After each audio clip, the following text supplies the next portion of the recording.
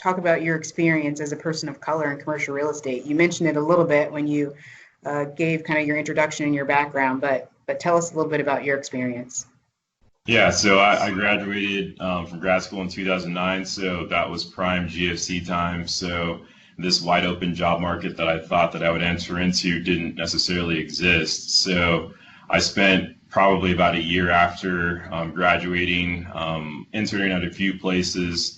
And I remember reaching out to a former boss of mine, who's one of my mentors, for some advice because he always keeps it real with me. And I told him, like I've sent out resumes to nearly every commercial real estate company in Southern California, and I haven't had any luck. In fact, it's like, I'd go in, I'd have a phone call first. Phone call would go great. And as soon as I walked in, they would ask for Mike Chukwueke. And it's almost like you could see in their face that what they heard on the phone versus what they were looking at were two different things.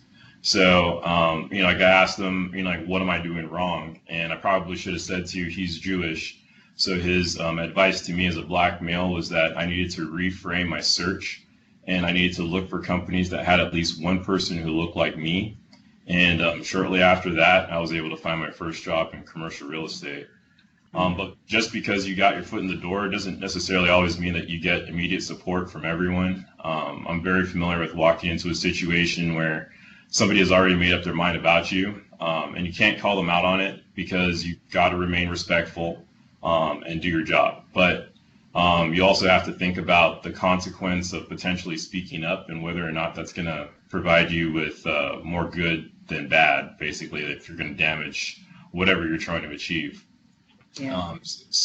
I'm pretty involved with NAIOP's Young Professional Group program over here, and the facilitator for the program, she kind of brought me aside during one of the breaks, and she asked me the straight up question, like, how does it feel to be the only black man in the room? And I kind of thought about it, and I said, I guess it kind of depends on who is in the room and kind of the age of those people in the room too.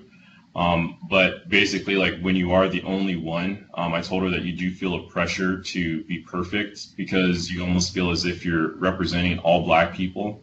And maybe that's something that's kind of self-inflicted on myself, but that was kind of what was beat into me as a child, was that you just could not leave any room for error. And, I also said that you sometimes, I guess for a lot of people too, you struggle with trying to find your voice because of past incidents that may have occurred in your career as well too. And the reality is that somebody may discount your work or your effort because of their own bias, but you can't allow that bias to create doubt, because if you do, then that doubt can kind of paralyze you as well too.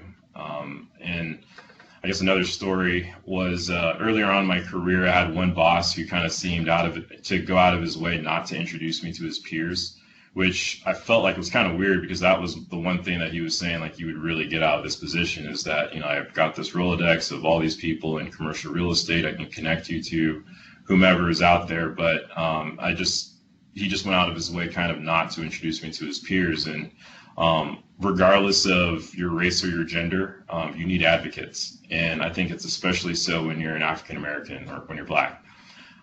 So many of the relationships that I did make were a result of my relationships through NAIOP or kind of just on my own. And as many of you guys know too, brokers are kind of the lifeblood of what we do. So they're going to attach themselves to whomever they believe has the internal support and to support them to do what they need to do. If you don't have your boss kind of planting those seeds and on your behalf, you basically feel like you're kind of fighting an uphill battle because you're kind of going to battle by yourself. And then kind of like the last thing that I feel like my black peers and we kind of go through a lot too is kind of the answering the questions of how did you get here? And those are kind of like the qualifying questions of, where did you grow up and what school did you go to? And, oh, that's a nice school. Did you play a sport there?